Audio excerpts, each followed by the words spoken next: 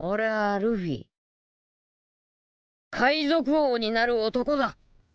हम देखते हैं चॉपर को जो कि हॉकबैक के सामने है। जोरो की परछाई ने रॉबिन के गले पे तलवार रखी हुई थी। जोरो और सांजी की परछाई में से उसकी यादें जा चुकी हैं, जिसका मतलब है कि सांजी और जोरो दोनों ही हॉकबैक के कंट्रोल में हैं। हॉकबैक सिंदरी को कहता है कि वो सभी को खत्म कर दे। चॉपर एक समय पे हॉकबैक की रिस्पेक्ट करता था, लेकिन अब उसके अंदर सिर्फ नफरत है। एक समय पे हॉकबैक ने पता नहीं कितने लोगों की जान बचाई थी। हॉकबैक पहले से लगा हुआ था एक मरे हुए इंसान को जिंदा करने के लिए। भले ही लोग हॉकबैक को एक पागल साइंटिस्ट कहते थे, लेकिन कहीं ना कहीं सब लोग चाहते थे कि हॉकबैक अपने उस रिसर्च में कामयाब हो जाए, क्योंकि सभी लोग चाहते हैं कि जिनको किसी ने खो दिया वो उनकी जिंदगी में वापस आ जाए। चॉपर को ये बात पता थी कि ये सारे ज़ॉम्बीज भले जिंदा हो चुके हैं, पर ये वो इंसान नहीं है जो कि मरने से पहले थे। हॉकबैक हंसते हुए कहता है, हाँ, इसका क्या मतलब है? मैंने सभी को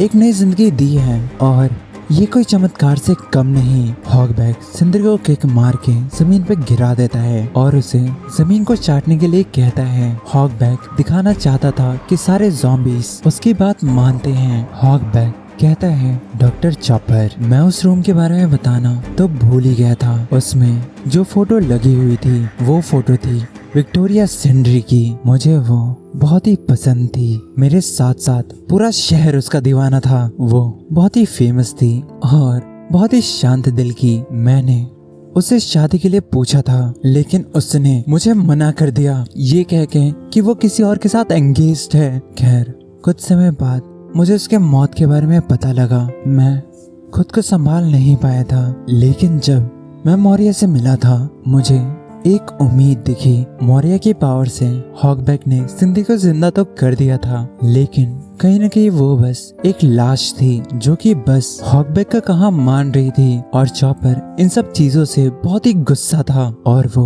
हॉकबैक को उसके किए की सजा देना चाहता है। हॉकबैक चॉपर को हल्के में ले रहा था। वो सिंड्री को ऑर्डर देता है कि वो चॉपर को मार दे। हॉकबैक चॉपर को मार के उसे अपना असिस्टेंट बनाना चाहता है। सिंदरी चॉपर के ऊपर हमला करने जाती है, लेकिन चॉपर अपना बड़ा बड़ा फॉर्म ले लेता है और वो सिंदरी के दोनों हाथ पकड़ लेता है और वो सिंदरी को होश में लाने की कोशिश करता है। वो सिंदरी को समझा रहा था, तुम जब पैदा हुई थी तुम्हारे पास आत्मा और शरीर दोनों था, लेकिन तुम्हारी आत्मा सालों पहले मर चुकी है। सिर्फ शरीर से चल पाना ये तुम्हें जिंदा नहीं बनाता। चॉपर रॉबिन को कहता है कि वो सिंदरी के मुंह में नमक डाल दे, लेकिन हॉकबैक उस पेंगुइन और जोरो की परछाई को बुलाता है जो कि चॉपर को मार के साइड कर देते हैं। लेकिन वो दोनों परछाई भी जोरो और सांजी की तरह लड़ने लगते हैं। हॉकबैक उन्हें ऑर्डर देने जा रहा था कि रॉबिन अपनी पावर से उसका मुंह बंद कर देती है। रॉबिन हॉकबैक से कहती है कि ये महल तो बहुत बड़ा है, तुम हमें कूद मरने के लिए क्यों नहीं कहते? हॉकबैक कहते कि दोनों जाके कूद मरो। वो ऐसा रॉबिन और चॉपर को कहना चाहता था, लेकिन उसके इस ऑर्डर को पेंगुइन और जिगोरो जो कि जोरो की परछाई है वो हॉकबैक की बात मान के वहाँ से कूद जाते हैं। और अब हॉकबैक ऊपर अकेले बचा है। हॉकबैक सिंदरी को हमला करने के लिए बोलता है। हम देखते हैं सिंदरी को जो कि वहीं पे खड़ी थी और रो रही थी, ऐसे कि मानो सिंदरी अपने होश में आ रही थी। चॉपर को समझ नहीं आ रहा था कि जो इंसान 10 साल पहले मर चुका है उसके अंदर फीलिंग्स कहां से। रॉबिन सिंदरी को पकड़ लेती है। हॉकबैक को जब लगता है कि चीजें उसके कंट्रोल से बाहर जा रही हैं, तो फिर वो वहां से भागने की कोशिश करता है, लेकिन चॉपर उसे पकड़ लेता है। चॉपर कहता है, हमारा कैप्टन एक मॉन्स्टर, एक साइबॉर्ग, एक टर्की, एक हद से ज्यादा नेगेटिव इंसान को अपने साथ काम करा सकता है। उसे जरूरत नहीं कि वो किसी मरे हुए इंसान को ऐसे तड़पाए। रॉबिन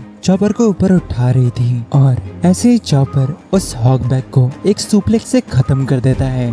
सीन शिफ्ट होता है लूफी पे जो कि ओर्स को देख के हैरान था। उसे यकीन नहीं हो रहा था कि ये उसकी परछाई है। ओर्स काफी कुछ भूल चुका है और वो मौर्य को अपना मास्टर मान चुका है। लूफी ओर्स से कहता है, ओए तू मेरी परछाई है, उसकी बात मत मान। मौर्य लूफी को ऐसे देख के बहुत ही हंस रहा था। खैर, मौर्य ओर्स को ऑर्डर दे देता है कि वो सभी को ढूंढ के उनके शिप पे वापस फेंक आए। मौर्य देखना चाहता था कि ओर्स आखिर किस काबिल है। ओर्स अपने पेट में हवा भरता है और एक हमले से दीवार तोड़ के वो रॉबिन और चॉपर के पास आ जाता है। हॉगबैक जो कि जमीन पे पड़ा हुआ था वो सिंदरी से मदद मांगता है। सिंदरी अपनी जगह पे खड़ी थी। सिंदरी अपने मन से हिल नहीं पा रही थी। सिंदरी रॉबिन और चॉपर को देख के एक स्माइल देती है और शायद अनजाने में अपना पैर हॉगबैक के ऊपर रख देता है। उसका पैर छत तोड़ के नीचे आ जाता है जहाँ पे सांजी नामी को पकड़े हुए था।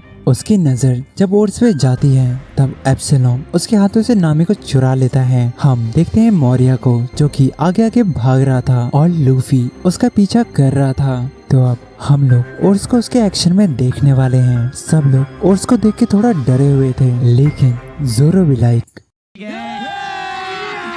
अभी मजा आएगा ना भिड़ो।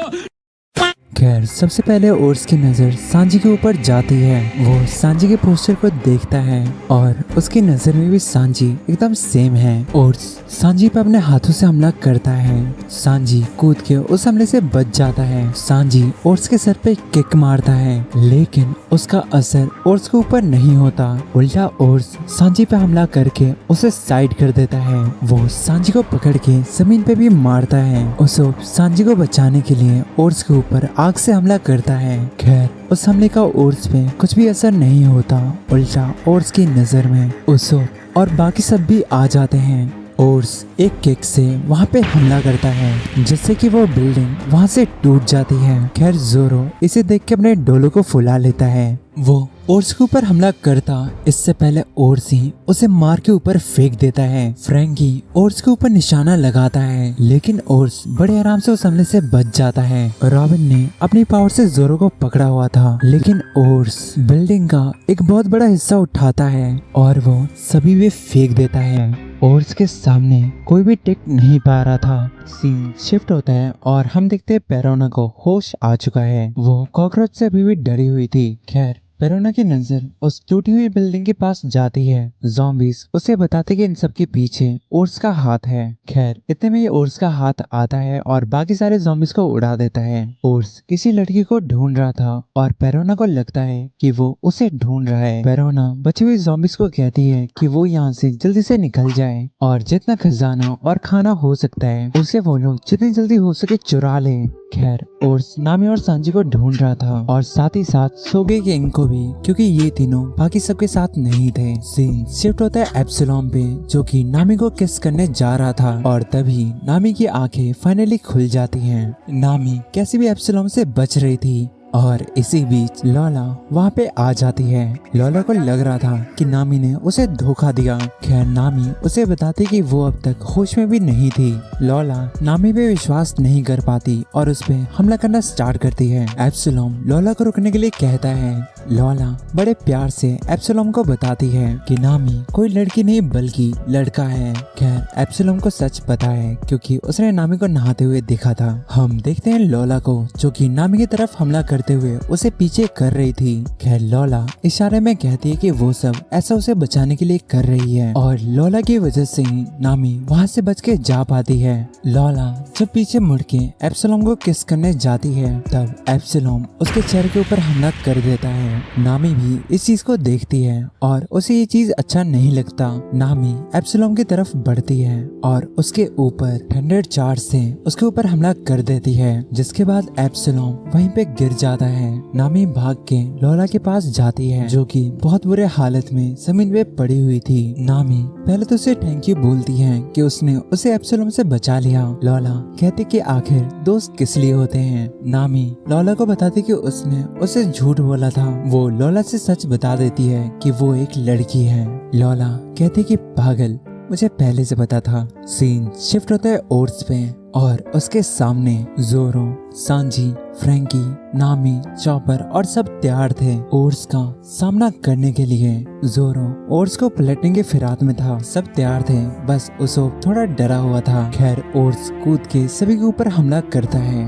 खैर सब उस हमले से बच जाते हैं। फ्रैंकी सभी को कंबाइन होने के लिए बोलता है और इस बात को सुन के सभी लोग अपनी पोजीशन में आ जाते हैं और सभी एक बहुत ही खतरनाक फॉर्म बना लेते हैं और इस खतरनाक फॉर्म का लेफ्ट हैंड मिसिंग था जो कि रॉबिन बनने वाली थी क्योंकि अगर वो ऐसा करती है तो वो अपने पूर्वजों को क्या मुंह दिखाएगी। खैर ओर्स भी एक्साइटेड था जानने के लिए कि ये लोग कर क्या रहे हैं। खैर ओर्स एक थप्पड़ में उसो फ्रैंकी और चॉपर को साइड कर देता है। जोरो अपनी तलवार निकाल के ओर्स की तरफ जाता है। जोरो फ्रैंकी के नांचक में अपनी तलवार डाल देता है। उसो ओर्स के हाथों पे हमला करता है। दूसरी तरफ जोरो आगे बढ़ते हुए सांजी के पैर के ऊपर कूदता है, जिसको सांजी ओर्स की तरफ फेंक देता है। जोरो ग्रेट शॉक स्लैश नाम के मूव से ओर्स के ऊपर हमला करता है। फ्रैंकी अपनी काबिलियत से ओर्स की तरफ एक सीढ़ी बनाता है, जिसके बाद फ्रैंकी और चॉपर ओर्स के मुंह पे हमला करते हैं। ओर्स एक के बाद एक हमला खाने के बाद वहाँ से गिर जाता है। पहले ओर्स सिर्फ मजाक के मूड में था और अब वो सीरियस हो चुका है। सीन शिफ्ट होता है पेरोना पे। वहाँ ज़ॉम्बीज़ लूफी सबके शिप से खजाना और खाना चोरी कर रहे थे। हम देखते हैं एक इंसान को जिसके हाथ में बाइबल थी और वो बाकी सबसे पूछ रहा था कि क्या मौर्य यहीं पे है। सीन शिफ्ट होता है ओर्स पे, जो कि उल्टा गिरा हुआ था और उसके सींग जमीन में धंस चुके थे, जिससे कि वो सीधा नहीं हो पा रहा था। और सभी के चेहरे को देख के साफ लग रहा था कि कोई भी इस मौके को नहीं छोड़ने वाला। सभी ओर्स की तरफ आगे बढ़ रहे थे। ओर्स को लग रहा था कि सब लोग उसे हल्के में ले रहे हैं। ओर्स अपनी पूरी जान लगा के वहाँ से खड़े हो जाता है। खैर जोरो अपनी तलवार से उसके पैरों पे हमला करता है, जिसकी वजह से ओर्स अपने घुटने पे आ जाता है। और ये बिल्कुल सही मौका है कि जोरो अपनी नई तलवार को इस्तेमाल करे। खैर सीन शिफ्ट होता है नामी पे, जो कि फिलहाल पेरोना के सामने है। पेरोना को एप्सिलॉन पे शर्म आती है। खैर पेरोना अपने बॉडी से वही छोटे छोटे भूतों को सामने लाती है। वो इससे पहले नामी के ऊपर हमला कर पाती। नामी की नजर उसी इंसान के ऊपर जाती है, जो कि फिलहाल पेरोना के पीछे खड़ा है। पेरोना गुस्से में पीछे मुड़ती है, लेकिन उसका ये गुस्सा जल्दी ही डर में बदल जाता है, क्योंकि उसके सामने बार्थोलोमेओ कुमा खड़ा है और ये इंसान मौर्य की तरह एक वॉरलॉर्ड है। इस बात को सुन के नामी और बाकी सारे ज़ॉम्बीज़ डर जाते हैं। कुमा पेरोना से पूछता है कि क्या वो मौर्य के लिए काम करती है। पेरोना कहती कि मास्टर मौर्य, मेरा मतलब कि मैं उनके लिए अब काम नहीं करती, उल्टा मैं तो यहाँ से जाने वाली थी। कुमा पेरोना से पूछता है कि अगर उसे कहीं पे घूमने जाना होता तो फिर वो कहाँ पे जाती। पेरोना अपने ख्यालों में खो जाती है और वो बताती कि उसे डार्क डैम नाम की जगह पे उसे जाना था। खैर पेरोना सोच रही थी कि वो बेकार में कुमा से डर रही थी। वो अपनी पावर से कुमा तो क्या किसी को भी हरा सकती है। पेरोना कुमा के ऊपर हमला करने जाती है, लेकिन कुमा उसके ऊपर सिर्फ हाथ रखता है और पेरोना वहाँ से गायब हो जाती है। हम देखते हैं कुमा की नजर नामी के ऊपर जाती है। वो नामी से दूर था, लेकिन अचानक से उसके पास आ जाता है। कुमा नामी से पूछता है कि क्या ये सच है कि लूफी का कोई बड़ा भाई है। नामी कहते कि हाँ, उसका नाम एस है। कुमा ये सुन के आगे बढ़ जाता है। सीन शिफ्ट होता है लूफी पे, जो कि मौर्य का पीछा कर रहा था, लेकिन जब वो उसे पकड़ लेता है तब उसे पता लगता कि वो बस उसकी एक परछाई थी। हम देखते हैं मौर्य की शैडो वहाँ से चली जाती है। लूफी के मन में बस चल रहा था कि सुबह तक कैसे भी उसे सबकी परछाई को वापस लाना है। सीन शिफ्ट होता है और हम देखते हैं जोरो को, जिसने अपने हाथ में सुशी को लिया हुआ था। और जब जोरो पे एक पंच मारने जाता है, जोरो उस पंच को अपनी तलवार से साइड कर देता है। जोरो 108 पाउंड फ्यूनिक्स का इस्तेमाल करता है। उसका ये हमला पहले से बहुत ही ज्यादा ताकतवर हो चुका था, यहाँ तक कि इस हमले की वजह से ओर्स पीछे की तरफ गिर जाता है। जोरो सुशी को अच्छे से इस्तेमाल नहीं कर पा रहा था, लेकिन फिर भी जब ओर्स दोबारा खड़ा होता है और सब पे हमला करना स्टार्ट करता है तो जोरो बड़े आराम से बच जाता है। और समय कुछ ऐसा है कि आधे घंटे बाद सुबह हो जाएगी। हम देखते हैं ज़ॉम्बीज़ को, जो कि बहुत ही डरे हुए थे, और ऐसा इसीलिए क्योंकि आसमान में सूरज की चमक दिखाई दे रही थी। और इसका मतलब है कि सिर्फ अब लूफी के पास 30 मिनट का समय है। ये सब इसलिए हो रहा था क्योंकि थ्रिलर बाग फ्लोरियन ट्रायंगल से बाहर आ रहा है। जब ओर्स शिप के साथ छेड़छाड़ कर रहा था, तभी थ्रिलर बाग एक गलत दिशा में मुड़ चुका था। कुछ ज़ॉम्बीज़ मौर्य को इस बारे में बताने जा रहे थे, लेकिन फिलहाल मौर्य कुमा के साथ बात कर रहा था। वो कुमा से पूछता है, क्या ये बात सच है, बताओ मुझे। वर्ल्ड कॉमन के चमचे कुमा मौर्य से भी सेम सवाल पूछता है कि अगर उसे कहीं पे जाना होता तो वो कहाँ पे जाता। मौर्य कहता है, मैं पागल नहीं, मुझे पता है कि तेरी पावर्स कैसे काम करती हैं। खैर मुझे ये बता कि आखिर तू यहाँ पे क्यों आया है। कुमा बताता है कि अब क्रोकोडाइल की जगह एक पायरेट ने ले ली है जिसका नाम है मार्शल डी टीच यानी ब्लैक बियर्ड। मौर्य ने ये नाम पहली बार सुना था। मौर्य उससे उसके ऊपर लगा हुआ इनाम पूछता है। kuma कहता है 0।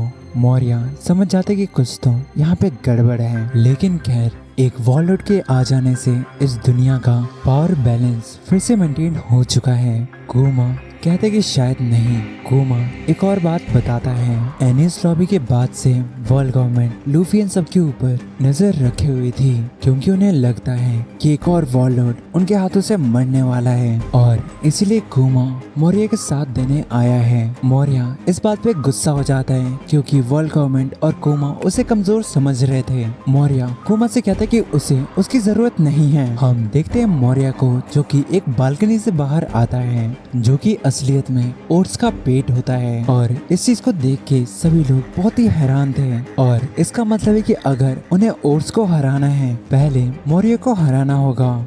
हम देखते हैं ब्रूक को जो कि एक बहुत बड़ी पोटली में बहुत सारा नमक लेके आता है। ब्रूक पहले से ठीक लग रहा था और ऐसा इसलिए क्योंकि जब वो नमक ढूंढने गया था उसके सामने एक फ्रिज था जिसमें से दूध पीने के बाद उसकी हड्डियां वापस ठीक हो चुकी थी। खैर अब सभी को सिर्फ वो नमक की पोटली और उसके मुंह के अंदर डालनी है, लेकिन मौर्य के रहते हुए ये करना इतना आसान नहीं होने वाला। लेकिन दूसरी तरफ भी कोई हार मानने को तैयार नहीं था। उसोप और फ्रैंकी साथ मिलके और उसके ऊपर आग का हमला करते हैं और इस हमले के बाद अब बारी है जोरो की। चॉपर जोरो को ऊपर फेंकता है और सांजी अपने किक से ओर्स के ऊपर बिल्डिंग का हिस्सा फेंके जा रहा था, लेकिन ओर्स सभी को उनकी तरफ वापस फेंक देता है। उसोप एक बहुत बड़े गुलेल से फ्रैंकी को वहां से लॉन्च करता है। फ्रैंकी का निशाना मौर्य था, लेकिन इससे पहले वो कुछ कर पाता और साइड हट जाता है और उस हमले से बचने के बाद फ्रैंकी को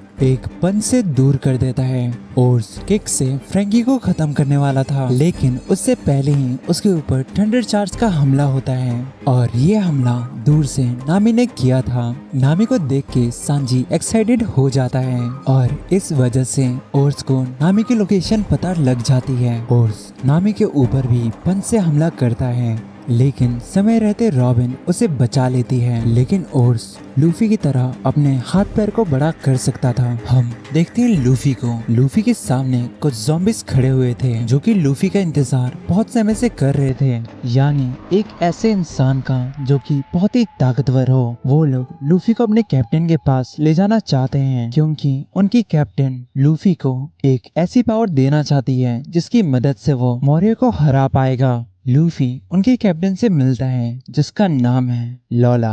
लोला लूफी को प्रपोज करती है, लेकिन लूफी उसे रिजेक्ट कर देता है और ये लोला का 4444वां रिजेक्शन है। वैसे तुम सही सोच रहे हो, ये लोला इस लोला की परछाई है।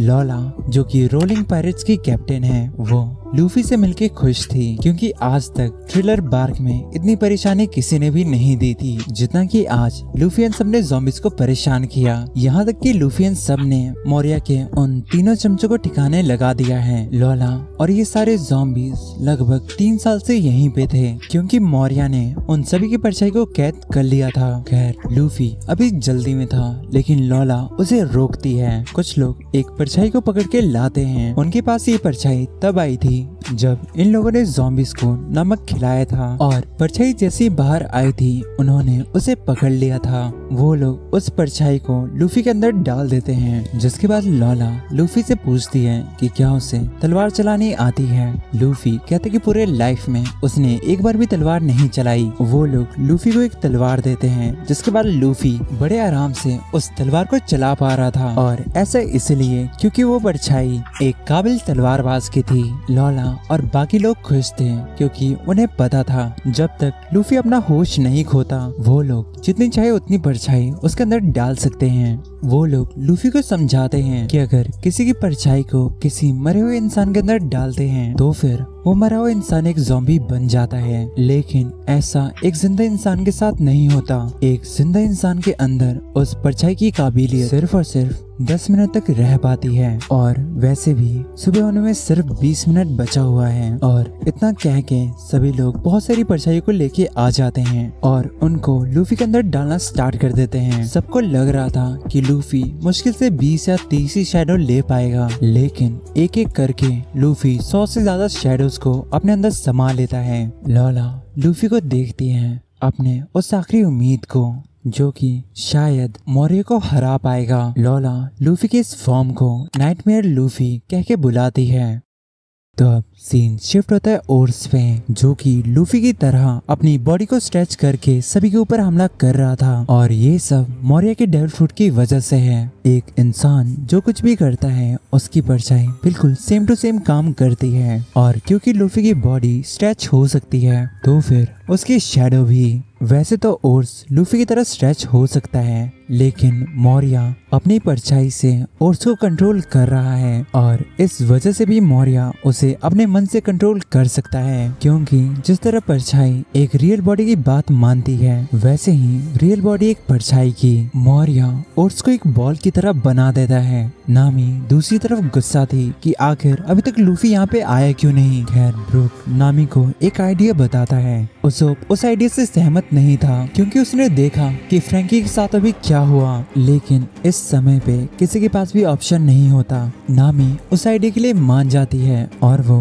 काले बादल बनाना स्टार्ट कर देती है। दूसरी तरफ ब्रूक सेम फ्रैंकी की तरह उस गुलेट के ऊपर चढ़ जाता है और वो ओर्स की तरफ जाने लगता है। नामी उसके ऊपर काले बादलों का इस्तेमाल करती है, जिसकी वजह से ब्रूक एक बुलेट की तरह ओर्स के हाथ के आर पार हो जाता है। इस हमले के बाद जोरो अपनी तलवारों से टावर क्लाइम नाम के मूव को इस्तेमाल करता है। ओर्स बाकी सबसे बाद में निपटता, पहले वो अपना पैर ऊपर करता है और ब्रूक की तरफ बैटल एक्स से हमला कर देता है। उसोप ओर्स के ऊपर आग का हमला करता है, लेकिन इसका कुछ भी असर नहीं होता। जब सब ओर्स को संभाल रहे थे, उसी बीच रॉबिन अपनी पावर से मौर्य को पकड़ लेती है, और इस वजह से ओर्स अपनी बॉडी को और स्ट्रेच नहीं कर पाता। लेकिन मौर्य की परछाई वही चमगादड़ की तरह बन के रॉबिन के ऊपर हमला करना स्टार्ट करती है, जिसकी वजह से रॉबिन वहाँ पे गिर जाती है। सांजी रॉबिन को बचाने आता है, लेकिन उसके किसी भी हमले का उस परछाई पे असर नहीं होता। रॉबिन हिम्मत करके मौर्य के गले को मोड़ देती है। उस सबको लग रहा था कि वो लोग फाइनली जीत चुके हैं, लेकिन जोरो रॉबिन को पीछे मुड़ने के लिए कहता है, और हम देखते हैं रॉबिन के पीछे वो परछाई मौर्य बनते जा रहा था। मौर्य अपनी पावर से अपने परछाई से अपने आप को बदल सकता है। मौर्य रॉबिन पे हमला करके उसकी परछाई को भी उससे छीन लेता है। सांजी इस चीज को देख के मौर्य के ऊपर हमला करने जाता है, लेकिन उस हमले से पहले ही मौर्य फिर से अपनी जगह बदल लेता है। हम देखते हैं ओर्स फिर से अपनी बॉडी को स्ट्रेच कर पा रहा था। वो रॉबिन की तरफ हमला करता है। सांजी अपने किक से उस हमले को रोकने की कोशिश करता है। खैर उसोप रॉबिन को उठा के वहाँ से ले जाता है। हम देखते हैं चॉपर को, जो कि सांजी और जोर को बुलाता है। चॉपर ओर्स के कंधे पे था। चॉपर जानना चाहता था कि आखिर ओर्स की मौत कैसे हुई थी, और ओर्स का राइट हैंड उसका असली नहीं है, उसे बस हॉगबैक ने सिला हुआ था। ओर्स वैसे असलियत में ठंड की वजह से मरा था, क्योंकि शायद ओर्स बाहर ठंड में बिना कपड़ों के घूम रहा था। जोरो और सांजी को अब इस नमूने से हारना मंजूर नहीं था। भले ही ज़ॉम्बीज़ को दर्द नहीं होता, लेकिन हर हमले के साथ उनकी बॉडी कमजोर होते जाती है। ओर्स अपने लेफ्ट हैंड से चॉपर को मारने जाता है, लेकिन चॉपर अपने साइज को कम करके उससे बच जाता है। चॉपर रंबल बॉल के इस्तेमाल करता है और वो ओर्स के हाथों से बड़े आराम से निकल जाता है। चॉपर सांजी की तरफ जाता है और सांजी उसे किक मार के ओर्स की तरफ दोबारा फेंक देता है, और चॉपर ओर्स के राइट हैंड पे एक निशान लगा देता है। खैर जब ऐसा करके चॉपर नीचे आ रहा था, ओर्स गैटलिंग का इस्तेमाल करके चॉपर और सांजी को घायल कर देता है, और अब सिर्फ जोरो, नामी और उसोप बचे हुए हैं। मौर्य ओर्स को ऑर्डर देता है कि वो सभी को कुचल दे। जोरो ओर्स की तरफ हमला करने जाता है और 3 स्वॉर्ड स्टाइल डेमोनिक रावण नाम के मूव से ओर्स के ऊपर हमला कर देता है। जोरो एक और हमला करने जा रहा था, लेकिन उससे पहले ही ओर्स जोरो को अपने घुटने से मार देता है। उसोप ओर्स पे हमला करने का ट्राई करता है, लेकिन उस हमले का कुछ भी असर नहीं होता। वो बस ओर्स के मुंह के अंदर गया था। उसोप इस चीज को देख के बहुत ही खुश होता है, क्योंकि फाइनली उसने ओर्स को नमक खिला दिया। हम देखते हैं ओर्स के अंदर से परछाई बाहर आ रही थी, लेकिन वो परछाई मौर्य की होती है, जिसने उस नमक की पोटली को पकड़ा हुआ था और ओर्स ऐसे ही बच जाता है। ओर्स उसोप और नामी के ऊपर हमला करना स्टार्ट करता है। ओर्स का पैर नामी के ऊपर लगने वाला था। ओर्स को पीछे से एक आवाज आती है, ओए मॉन्स्टर, क्या तुझे इस बात का अंदाजा है कि तू किसे कुचलने की कोशिश कर रहा है? वहाँ पे कोई भी नहीं है। हम देखते हैं उस इंसान ने नामी और उसोप को पकड़ा हुआ था, और वो इंसान कोई और नहीं बल्कि अपना लूफी है। खैर नामी और उसोप को विश्वास नहीं होता कि ये लूफी है। खैर ओर्स को फर्क नहीं पड़ता और वो लूफी की तरफ हमला करने जाता है। ओर्स गम राइफल का इस्तेमाल करता है, लेकिन लूफी उसे बस अपने एक हाथ से रोक देता है। लूफी एक पंच ओर्स के ऊपर मारता है, जिससे कि ओर्स पूरा पलट जाता है।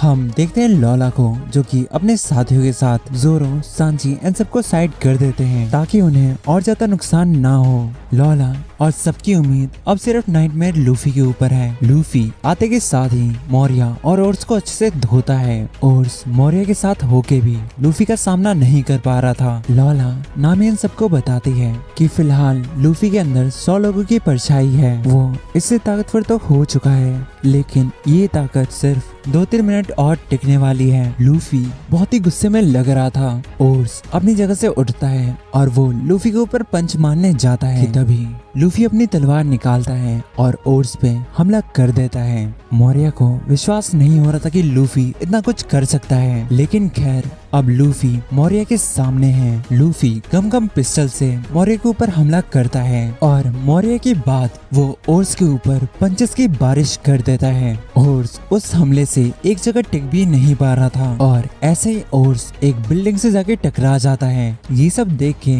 लॉला एंड सब लोग बहुत खुश थे, लेकिन तभी एक इंसान लूफी की तरफ उंगली करके कहता है और हम देखते हैं लूफी में से परछाई बाहर जा रही थी और ऐसे ही धीरे धीरे करके लूफी अपने नॉर्मल फॉर्म में आ जाता है। लेकिन खैर ओर्स अब हार चुका है और लूफी ने मौर्य को भी अच्छा खासा डैमेज दे दिया है। सब लोग इस चीज को देख के बहुत खुश होते हैं। लूफी फिलहाल लड़ने की हालत में नहीं था। अब थोड़ी देर में सूरज बाहर आने वाला था, लेकिन फिलहाल किसी को भी उनकी परछाई वापस नहीं मिली थी। उनकी परछाई तभी उनके पास वापस आ पाएगी जब मौर्य उन परछाइयों को ऑर्डर देगा। हम देखते हैं लॉला एंड बाकी सबको, जो कि किसी चीज को देख के डर रहे थे। हम देखते हैं ओर्स अपने पैर पे वापस खड़ा हो चुका है और वो बहुत ही गुस्से में लग रहा था। सभी लोग उसे देख के डरे हुए थे। सभी को अपनी मौत सामने दिख रही थी, लेकिन हम देखते हैं जोरो को, जिसके बॉडी से सिर्फ खून बह रहा था। वो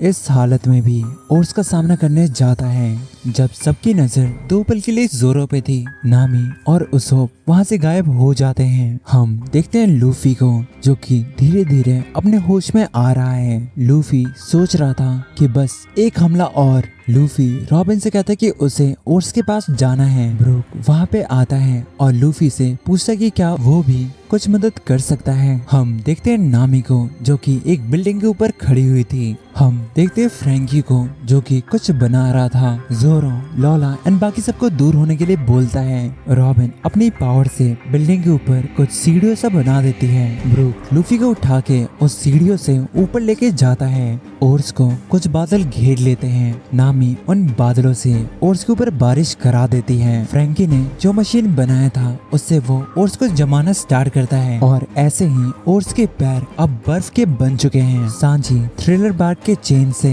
ओर्स को बांध देता है। लूफी ब्रूक से कहता है कि वो उसे ओर्स की तरफ फेंक दे। लूफी ओर्स की तरफ वोन बलून नाम का मूव बनाते हुए आगे बढ़ता है। जोरो अपनी तलवार से 3000 वर्ल्ड्स नाम का मूव यूज करता है। सांजी के उस चेन की वजह से ओर्स की स्पाइन बिल्कुल सीधी हो जाती है, जिससे लूफी के जब वो हमला ओर्स को लगता है, वो हमला ओर्स की बैकबोन को तोड़ देता है और ऐसे ही ओर्स जमीन पे गिर जाता है और ओर्स का गेम यहीं पे खलास हो जाता है। सारे ज़ॉम्बीज इस फाइट को देख रहे थे। यहाँ जो कुछ भी हुआ उसके ऊपर उन्हें विश्वास नहीं हो रहा था। लॉला एंड सब इस चीज को देख के बहुत ही ज्यादा खुश थे। खैर लूफी इस हमले की वजह से अपने साइज में छोटा हो चुका है। हम देखते हैं ओर्स को भले ही उसे चोट नहीं लगी लेकिन अब वो हिलने के काबिल नहीं रहा। खैर सब लोग खुश थे लेकिन ये समय खुशी मनाने का नहीं है क्योंकि जल्दी ही अब सुबह होने वाली है। सब लोग सोच रहे थे कि वो लोग मौर्य को जगा के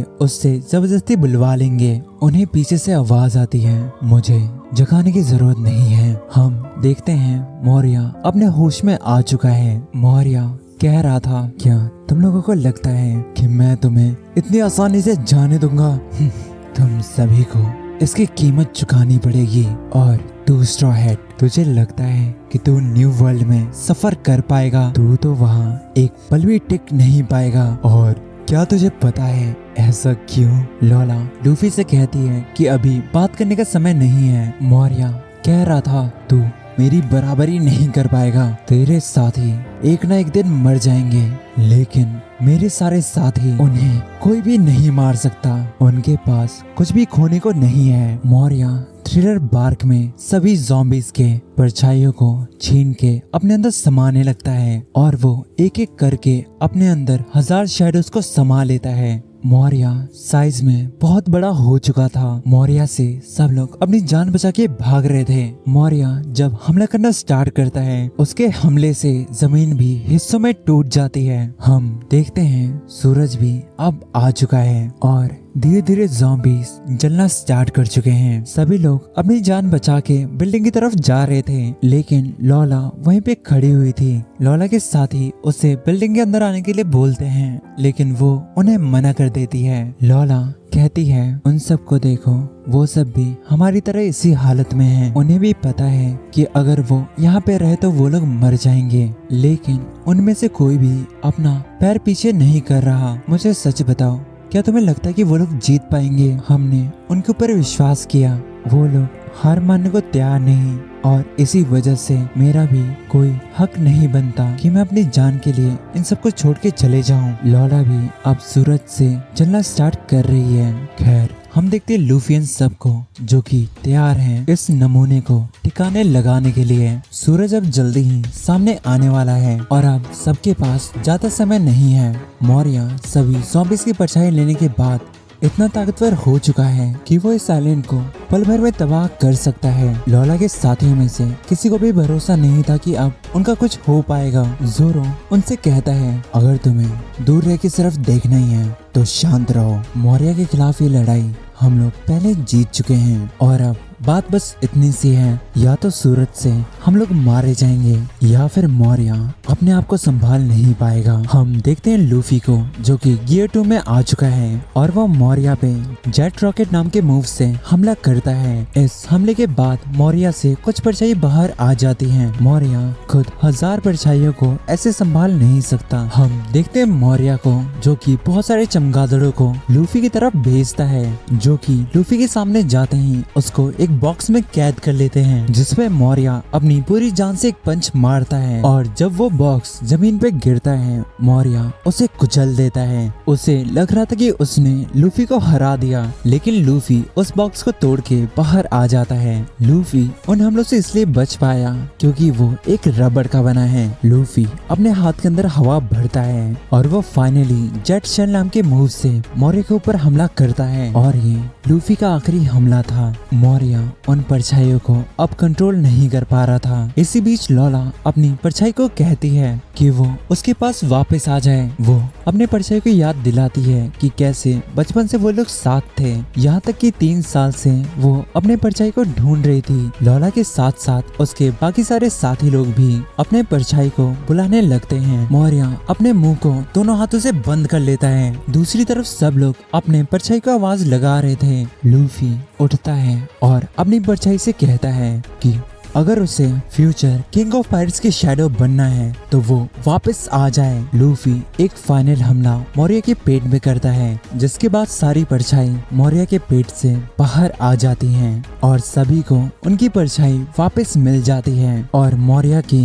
यहाँ पे हार होती है। मोरिया लूफी से कहता है कि भले ही वो यहाँ पे जीत गया, ग्रैंड लाइन के दूसरी तरफ वो बिल्कुल भी टिक नहीं पाएगा।